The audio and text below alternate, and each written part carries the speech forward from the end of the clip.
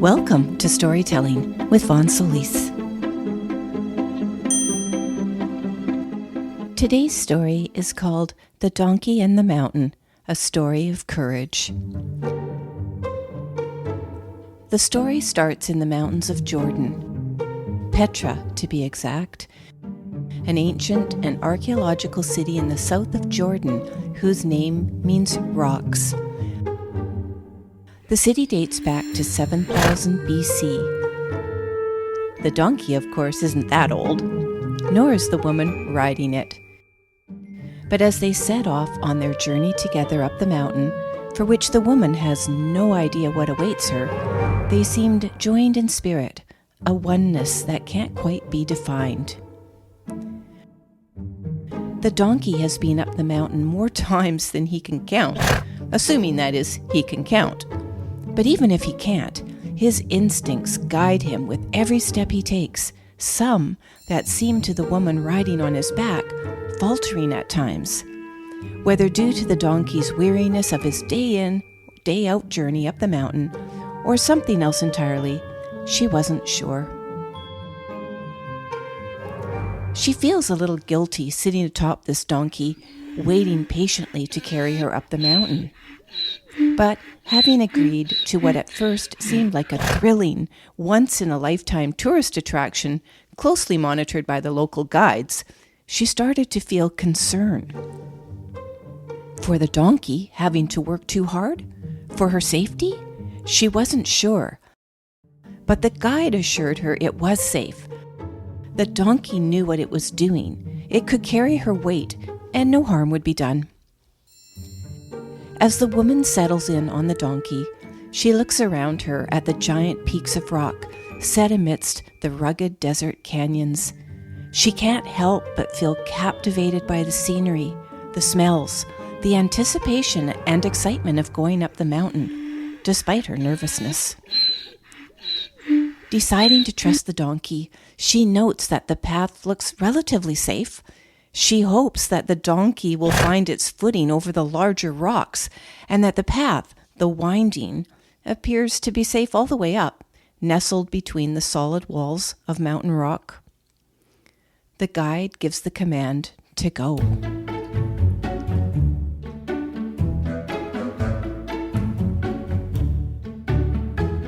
At first, the journey doesn't seem so bad. It is enjoyable, relaxing even. Until, around the corner, the mountain of rock wall disappears and the donkey starts to shift to the ledge on the right, where there is nothing beyond it except a several 100-foot drop to one's certain death. The woman freezes. There is no guide in sight to ask for help. She feels trapped, desperate to get off this ride, yet there is no way to stop the donkey. He is firmly set on his jaunt up the rocky mountain path, skillfully placing his hooves between the rocks that litter the flat earth between them. The woman takes a deep breath, holding on for dear life. She casts a side-eye glance over the vast space to her right, trying to determine what's below and what is surely several 100 feet down. But she can't see the bottom, which terrifies her. Setting her sights on the donkey's right hoof, she watches as the animal precariously places it in a narrow groove, aiming to balance each step, which terrifies the woman even more as she sees it falter a little over some of the rocks, gently tapping around them to firmly plant his hooves. Despite all she has been through in her personal life that has created her greatest fears and fright, the worst being losing her child just months before, sitting on top of that donkey, in that moment, climbing to the top of a mountain with a sheer drop to her right, may have topped even that. Her fear was palpable. She began to imagine the donkey slipping, both of them falling to their deaths. Would it be quick? Painless? What would she be thinking on the way down? Had her life been worth it? The pain, the suffering? Could she recognize the beauty of her life, and especially in that moment, despite her fear? Would they even fall? If not, what would she appreciate when she got to the top of the mountain? She had to get there. She couldn't imagine that falling off a mountain on a donkey was the way she would choose to go. All of these questions and thoughts sifted through her mind in the mere seconds. She knew she couldn't give in to the fear. She didn't want to give in to the fear.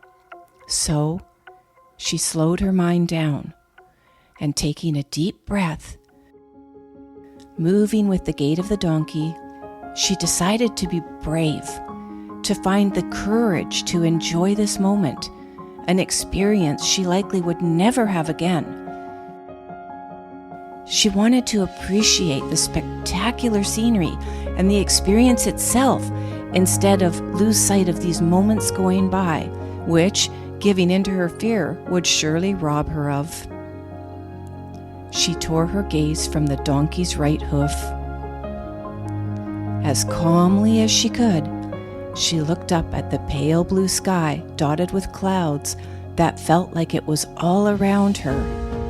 She felt the grandeur of the rugged mountain peaks. Giving up every bit of control she longed to hold over the donkey, she offered up a silent prayer that she would be safe, that the donkey knew the way better than she did, and any attempt to try and control any part of this experience would be futile. She relaxed a little more and gave herself completely to the moment, moving in tandem with the donkey. She became one with the sky, with the mountain, and the silence that enveloped them, except for the small shuffling noise of the donkey's hooves. And they climbed, and climbed, and climbed some more, until they finally reached the summit. And with a relief that was noticeable, she parted ways with the donkey she had trusted with her life, literally. She knew in her heart that the experience would remain a series of moments she would never forget, for the courage it took to stay on the path and the trust that she felt for a donkey in charge. That woman was me.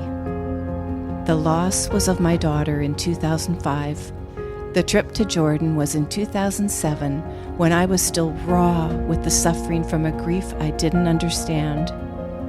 Yet, going forward and choosing to trust that wherever this path of bereavement would take me on a journey up my own personal mountain was one that I could trust, that the way would always be shown to me, even when my own footsteps faltered and I felt desperate to get off the climb.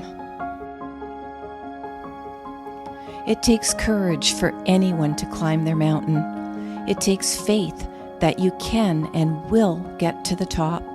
It takes the belief and trust that in the stillness of the summit, there you will find the grace and an appreciation for whatever journey has brought you to right where you are today. The end. I hope you enjoyed this story. Until next time.